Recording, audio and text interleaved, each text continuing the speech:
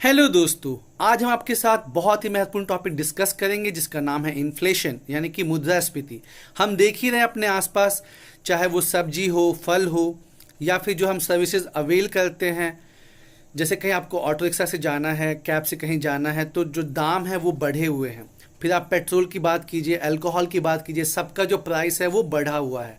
तो ये जो परसिस्टेंट इंक्रीज होता है इन prices of good and services over a period of time, इसी को क्या कहते हैं? इन्फ्लेशन बोलते हैं, और हिंदी में बोलते हैं मुद्रास्फीति। और जो ये इन्फ्लेशन है ये जरूरी है, ये होना चाहिए, लेकिन एक लिमिट तक ही, ठीक है? क्योंकि जब कंट्री का ग्रोथ होता है तभी जो है इन्फ्लेशन होता है। अगर इन्फ्लेशन निगेटिव चला जाए या बहुत कम रहे तो वो भी अच्छा नहीं है। 4 से 5% के आसपास जो है इन्फ्लेशन को अच्छा मानते हैं। खैर, इन्फ्लेशन कितने टाइप का होता है? इन्फ्लेशन 2 टाइप का होता है, एक on the basis of rate के आधार पर, और दूसरा होता है on the basis of cause. तो पहले हम देखते हैं on the basis of rate. तो उसमें फर्स्ट हो गया आपका क्रीपिंग इन्फ्लेशन, मतलब जब महंगाई जो है 5% से कम रहे, 3 से 5% के आसपास मान के चलिए, तो उसको हम बढ़िया मानते हैं इकोनॉमी के लिए, और उसको हम बोलते हैं क्रीपिंग इन्फ्लेशन।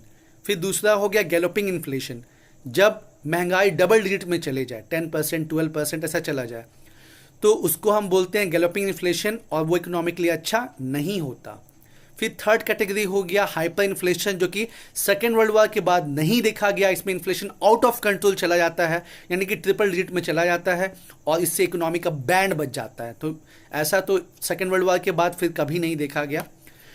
और फिर फोर्थ कैटेगरी हो गई स्टैगफ्लेशन, की मतलब कंट्री का विकास तो नहीं हो रहा है, लेकिन जो इन्फ्लेशन है वो बढ़ते जा रहा है। जैसे अभी हम भारत का बात कर सकते हैं, इंडिया में अभी क्या है, जो जीडीपी है वो डाउन होते जा रहा है, लेकिन जो महंगाई है वो बढ़ते जा रही है। तो स्टैगफ्लेशन टाइप का सिचुएशन बना हुआ है अपने भारत में अभी। फिर होता है डिफ्लेशन। डिफ्लेशन का मतलब होता है कि जब इन्फ्लेशन 0% से नीचे चला जाए, और ऐसा कब होता है? मंदी के समय, जैसा 2008-9 के आसपास देखा गया था डेवलप्ड इकोनॉमी में।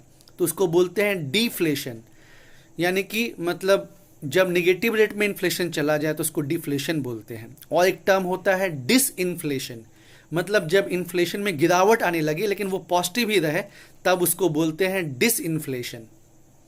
मतलब अगर डिसइन्फ्लेशन को नहीं रोका जाए तो फिर वो आगे चल के डिफ्लेशन का रूप ले लेता है।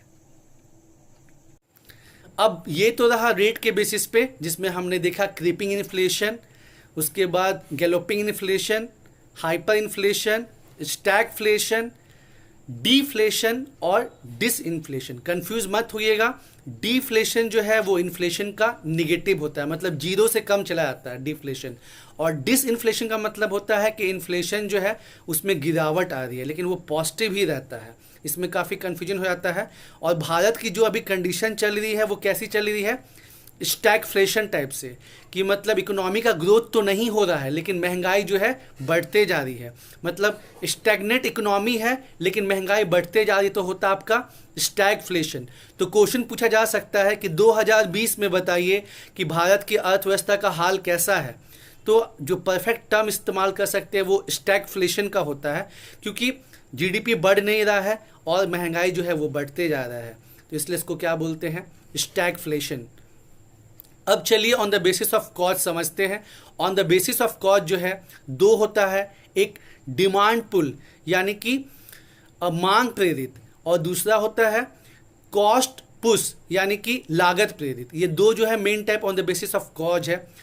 जो डिमांड पुल है उसमें क्या होता है कि जितना डिमांड होता है उतना सप्लाई नहीं हो पाता। जैसे अभी आप देख रहे हैं कि जो टमाटर का दाम जो है काफ़ी बढ़ा हुआ है, तो ऐसा क्यों है कि मतलब टमाटर तो बहुत ज़्यादा इस्तेमाल होता है लेकिन मतलब जितना उसका प्रोडक्शन होना चाहिए वो नहीं हो पा रहा है। तो मतलब जितना डिमांड है उतना सप्लाई जो है वो नहीं हो पा रहा है, इसलिए उसका जो प्राइस है वो इंक्रीज किया हुआ है। और दूसरा होता है कि कॉस्ट पुश। जैसे कि मान लीजिए अभी कोविड के टाइम में क्या है कि जो माइग्रेंट वर्कर्स हैं वो बहुत ज़्यादा अपने घर को वापस लौट आए, तो उससे क्या हुआ कि अब जब फैक्ट्री काम करना स्टार्ट की है तो उनको जो वेज देना पड़ता था, जो मजदूरी देना पड़ता था मजदूरों को, अब ज़्यादा देनी पड़ेगी। तो उससे क्या होगा कि जो कॉस्ट ऑफ प्रोडक्ट है वो आपका बढ़ जाएगा, और जब कॉस्ट ऑफ आपकी जब लागत बढ़ेगी तो जाहिर सी बात है कि उसको आप जो है ऊंचे दामों पे बेचेंगे। तो ये कॉस्ट पुश का एग्जाम्पल हो जाएगा। अब चलिए इसको हम डिटेल में समझते हैं, क्योंकि मेनली जो है यही हमको सुनने को मिलता है, तो इसको समझना बहुत ज़रूरी है। तो पहला कंडीशन जो है वो है डिमांड पुल, यानी कि मांग प्रेरित। तो इसमें जैसे क्या होता है कि जितना मांग है उतना प्रोडक्शन नहीं हो पा रहा है। तो इसके कारण क्या क्या हैं, और देखिए अगर आप फैक्टर समझ जाएंगे ना तो फिर आपको ये भी समझने में आसानी होगी कि क्या कदम उठाया जाए कि वो ठीक हो जाए।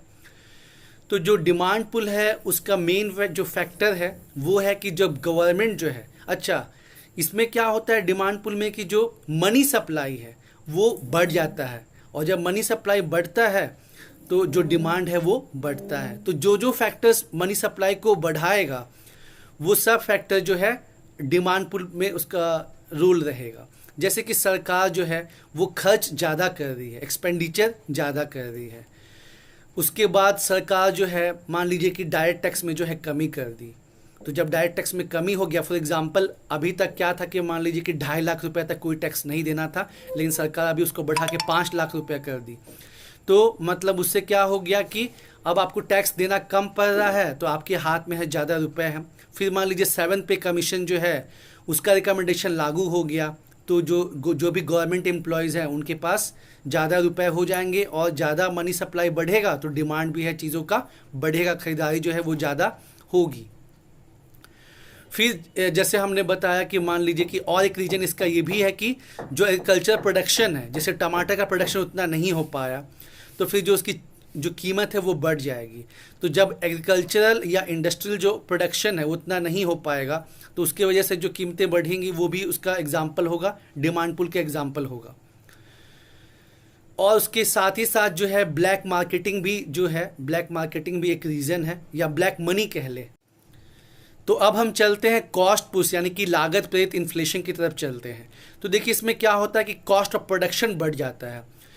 फॉर एग्जांपल जैसे कोविड के टाइम पे जो माइग्रेंट वर्कर्स हैं वो बहुत से अपने घर को वापस लौट आए, तो अब जो वर्कर्स वहाँ पे रह गए हैं उनको जो है फैक्ट्री ऑनर को जो है ज़्यादा रुपए देने होंगी, ज़्यादा वेजेस देनी होंगी। तो इस वजह से जो है उनको जो प्रोडक्शन आएगा, कॉस्ट ऑफ प्रोडक्शन उनका बढ़ जाएगा, और जब उनका कॉस्ट ऑफ प्रोडक्शन बढ़ जाएगा तो जाहिर सी बात है कि उनका जो प्रोडक्ट होगा उनकी कीमत में जो है बढ़ोतरी हो जाएगी। तो जो भी मतलब फैक्टर इनपुट है अगर उसके दाम बढ़ते हैं तो फिर जाहिर सी बात है कि जो उसका आउटपुट कॉस्ट होगा उसको बढ़ाना ही पड़ेगा। फिर सरकार जो है वो इनडायरेक्ट टैक्स को अगर बढ़ाती है, क्योंकि आपको पता है कि गुड्स एंड सर्विसेज पे क्या लागू होता है, इनडायरेक्ट टैक्स जीएसटी लागू होता है। तो फिर जब इनडायरेक्ट टैक्स बढ़ेगा तो उसमें भी जो है गुड्स एंड सर्विसेज की कीमत में बढ़ोतरी होगी, और वो भी कॉस्ट पुश इन्फ्लेशन जो है करेगा। उसके बाद हम देखते हैं कि कई बार मतलब होर्डिंग हो जाती है, सामानों को जो है स्टॉक करके रख लिया जाता है, तो उसकी वजह से भी जो है काफ़ी प्रॉब्लम होती है। और इंडिया में क्या है कि इंफ्रास्ट्रक्चर उतना डेवलप नहीं है, रोड है हुआ, रेलवे हुआ, फिर प्रॉपर स्टोरेज भी नहीं हो पाता है फूड ग्रेन्स का, फ्रूट्स का, वेजिटेबल का, और उसके चलते भी काफ़ी प्रॉब्लम होती है। टाइम पे जो है चीज़ें पहुंच नहीं पाती हैं, प्रोडक्शन से जहां पे मार्केट को पहुंचना है वहां पे पहुंचने में काफ़ी समय लगता है। इसके साथ ही जो एडमिनिस्ट्रेड प्राइसेस है जिसको सरकार उसका प्राइस तय करते हैं, फिर मिनिमम सपोर्ट प्राइस हो गया या पेट्रोल की कीमत हो गई, तो अगर वो हाई होती है तो उससे भी जो कॉस्ट पुश इन्फ्लेशन है वो होता है। तो दोस्तों अभी हमने देखा कि डिमांड पुल के क्या फैक्टर्स हैं और कॉस्ट पुश के क्या फैक्टर्स हैं।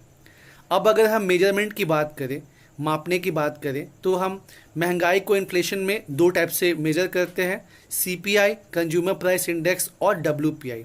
लेकिन अगर आपको पूछा जाए कि आरबीआई क्या इस्तेमाल करती है, तो आरबीआई इस्तेमाल करती है सीपीआई का, कंज्यूमर प्राइस इंडेक्स का। और अगर भारत सरकार का पूछा जाए तो भारत सरकार इस्तेमाल करती है डब्ल्यूपीआई, थोक मूल्य सूचकांक का। ये बहुत इंपॉर्टेंट है कि अगर पूछा जाएगा कि आरबीआई जो है, रिजर्व बैंक ऑफ इंडिया, वो महंगाई को मेजर करने के लिए, मुद्रास्फीति को मेजर करने के लिए क्या इस्तेमाल करती है, तो उसका जवाब हो जाएगा सीपीआई, कंज्यूमर प्राइस इंडेक्स। लेकिन अगर पूछा जाए कि भारत सरकार क्या इस्तेमाल करती है, तो डब्ल्यूपीआई, होलसेल प्राइस इंडेक्स। अब इम्पैक्ट क्या है, जो महंगाई है उसका इम्पैक्ट क्या है? तो देखिए कोई भी चीज़ का ना पॉजिटिव इम्पैक्ट भी होता है और निगेटिव इम्पैक्ट भी होता है। तो जो महंगाई है उसका पॉजिटिव इम्पैक्ट क्या है, जो भी प्रोड्यूसर क्लास है जो उत्पादन करते हैं, फिर चाहे वो फैक्ट्री वर्कर्स हो चाहे वो किसान हो, तो उनको जो है महंगाई के समय बेनिफिट होता है, क्योंकि उनकी चीज़ों की जो कीमत है वो बढ़ जाती है और इसलिए उनको मुनाफा होता है। दूसरा एक बहुत इम्पॉर्टेंट क्वेश्चन है कि जो लोन देता है उसको बेनिफिट होगा या जो लोन लेता है उसको बेनिफिट होगा, यानी कि क्रेडिटर को ज़्यादा बेनिफिट होगा कि डेटर को होगा। तो ध्यान रखिएगा दोस्तों कि जो डेटर है उसको ज़्यादा बेनिफिट होगा। क्यों? क्योंकि जो उसको मान लीजिए एक फिक्स टर्म पे उसने लोन लिया है और चूंकि अभी गुड्स एंड सर्विसेज की कीमत बढ़ रही है, तो वो अपने उस लोन के पैसे से मतलब बहुत जल्द ही अपना जो प्रॉफिट है वो बना लेगा। तो ये क्वेश्चन भी पूछता है कि लैंडर को बेनिफिट होगा कि बोरोवर को होगा, तो ध्यान रखिएगा कि बोरोवर को होगा। और बेनिफिट ये भी है कि जब गुड्स एंड सर्विसेज का प्राइस बढ़ रहा है, उनकी प्रोडक्शन बढ़ रही है, उनका डिमांड बढ़ रहा है, तो उस प्रोडक्शन को बढ़ाने के लिए ज़्यादा वर्कर्स चाहिए होंगे। तो हम ये कह सकते हैं कि जब इन्फ्लेशन बढ़ती है, महंगाई बढ़ती है, तो जो बेरोजगारी है वो घटती है। ये बहुत इंपॉर्टेंट है और फिलिप्स कर्व जो है उस रिलेशन को दर्शाता है, relation between inflation and unemployment. और दोनों में कैसा संबंध है? इन्वर्स संबंध है। जब एक बढ़ता है तो दूसरा घटता है। तो जब इन्फ्लेशन बढ़ेगा, जब महंगाई बढ़ेगी, तो उस समय क्या होगा? जो बेरोजगारी है वो घटेगी। क्यों? क्योंकि आपको गुड्स एंड सर्विसेज का जो प्रोडक्शन बढ़ता है उसको बढ़ाने के लिए ज़्यादा वर्कर्स चाहिए होंगे, इसलिए जो है अनएम्प्लॉयमेंट, बेरोजगारी जो है वो घटती है। तो ये तो हुआ पॉजिटिव इम्पैक्ट। अब हम बात कर ले ज़रा निगेटिव इम्पैक्ट की। तो निगेटिव इम्पैक्ट तो सबसे ज़्यादा जो पुअर पीपल हैं वो ज़्यादा अफेक्टेड होते हैं, क्योंकि उनका बहुत मिनिमम जो है इनकम होता है और चीज़ों के दाम बढ़ने से उनका जो ज़्यादा खर्च होता है। तो जो पुअर पीपल हैं, जो फिक्स इनकम वाले पीपल हैं, उनको ज़्यादा जो है मतलब डिसएडवांटेज होता है। साथ ही साथ मिडिल क्लास को भी काफ़ी परेशानी आती है। अभी हम लोग देख ही रहे हैं कि जो गुड्स एंड सर्विसेज के दाम बढ़ गए हैं तो कितना ज़्यादा प्रॉब्लम आ रहा है। सेविंग जो है वो घटती है। साथ ही साथ जो है अगर आप बैलेंस ऑफ पेमेंट की बात करें, भुगतान संतुलन की बात करें, तो उस पर भी जो है निगेटिव इम्पैक्ट पड़ता है। सरकार को जो है सप्लाई को बढ़ाने के लिए ज़्यादा चीज़ों को जो है इंपोर्ट करना पड़ता है, तो बैलेंस ऑफ पेमेंट पे जो है वो भी निगेटिव इम्पैक्ट पड़ता है। कहीं ना कहीं होर्डिंग और ब्लैक मार्केटिंग को भी बढ़ावा मिलता है, करप्शन बढ़ता है। तो ये सब जो है निगेटिव इम्पैक्ट है आपका इन्फ्लेशन का, मुद्रास्फीति का। यहाँ हम दो बातों का जिक्र करना चाहेंगे। पहले जो है आरबीआई इंडिपेंडेंटली जो है अपना मॉनेटरी पॉलिसी को देखती थी, लेकिन 2016 में एमपीसी का गठन किया गया, मॉनेटरी पॉलिसी कमेटी का, मौद्रिक समीक्षा कमेटी बनाई गई।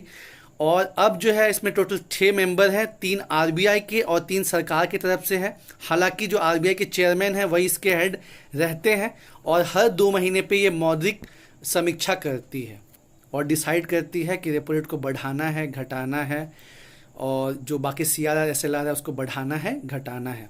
तो ध्यान रखिए कि जो मौद्रिक नीति है उसका डिमांड पुल इन्फ्लेशन में, यानी कि जो मांग प्रेरित इन्फ्लेशन है उसको कंट्रोल करने में बहुत इंपॉर्टेंट भूमिका है। अब आते हैं हम राजकोषीय नीति पे, फिस्कल पॉलिसी पे।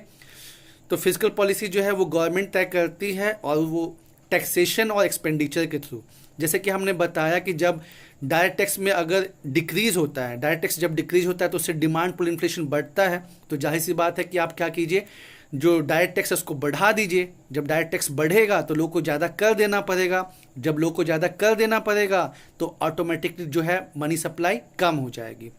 साथ ही साथ जो अपने सरकार एक्सपेंडिचर करती है उसको थोड़ा और एफिशिएंट कर ले तो उससे भी जो है इन्फ्लेशन कंट्रोल करने में मदद मिलेगी।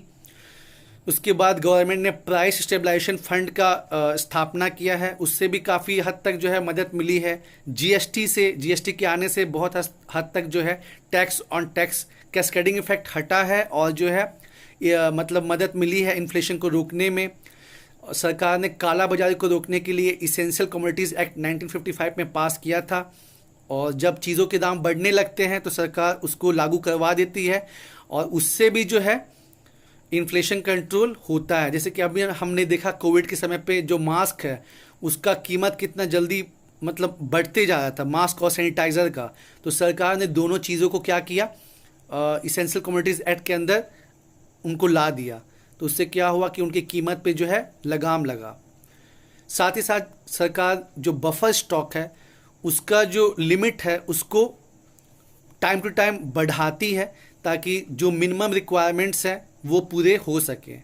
ब्लैक मार्केटिंग को रोकने के लिए भी सरकार का एक एक्ट है 9080 करके, वो भी बहुत इफ़ेक्टिव है।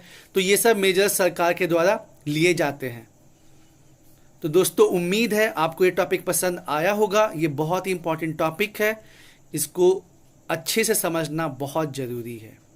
और जिन लोगों ने फिस्कल पॉलिसी और मॉनेटरी पॉलिसी नहीं देखा तो प्लीज़ हमने उसको नीचे जो है डिस्क्रिप्शन में उसका लिंक दिया है, उसको आप पहले देखिए, तब आपको समझ में आएगा कि मौद्रिक नीति और राजकोषीय नीति क्या है और दोनों में क्या अंतर है। Thank you.